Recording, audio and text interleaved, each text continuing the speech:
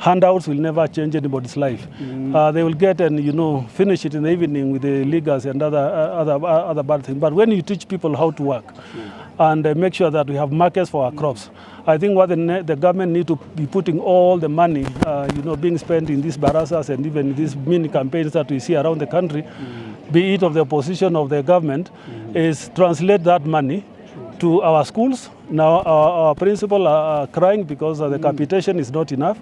They cannot keep our students for as long as we wish them to be in school. We want the funding model of the universities to work.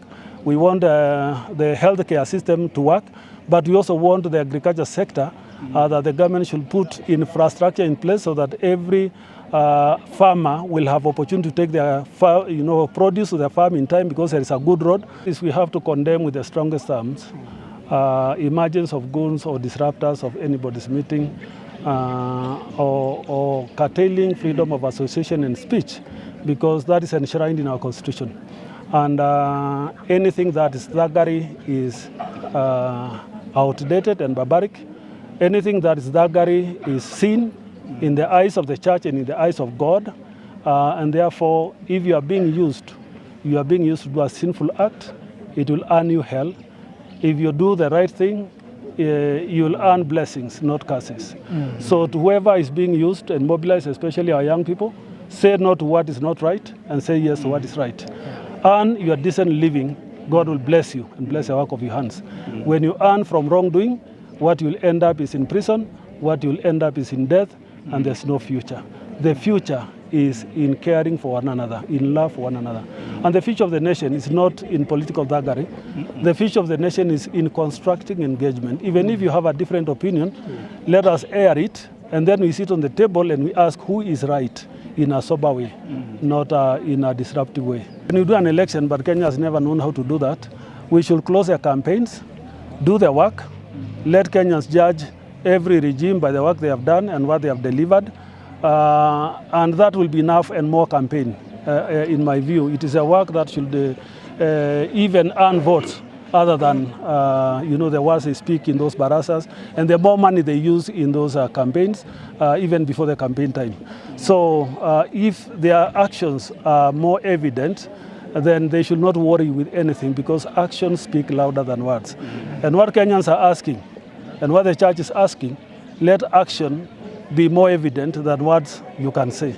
Because you are with words, and we have seen there are many promises that have not been fulfilled yet, then it will not amount to anything. We have a saying in my mother tongue, the Maasai, that many words cannot fill your palm. So you can say 1,000 words and you can't see in your palm. It's only an action that can be visible and can be seen.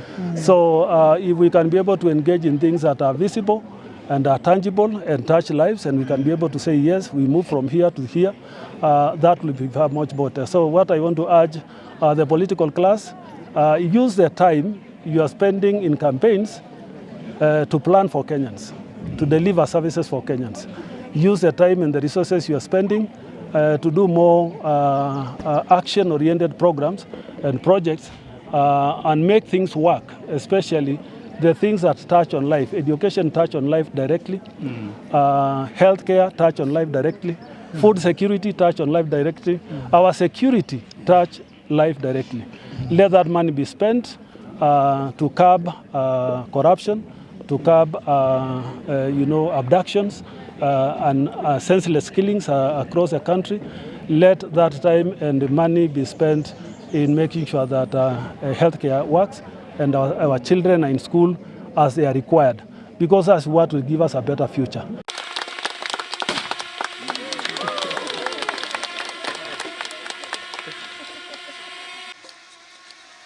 To denote this great occurrence today.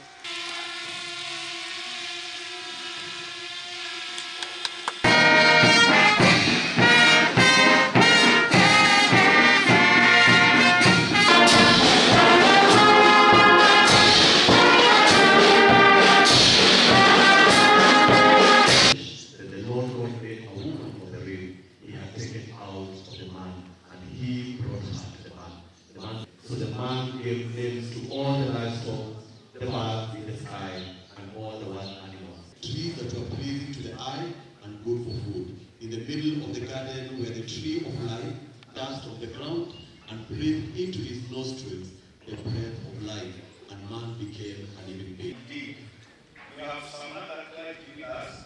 We have got the chairman.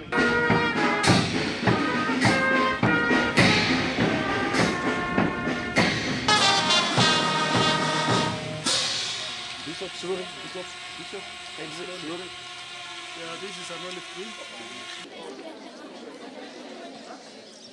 All right, the last one should have the best.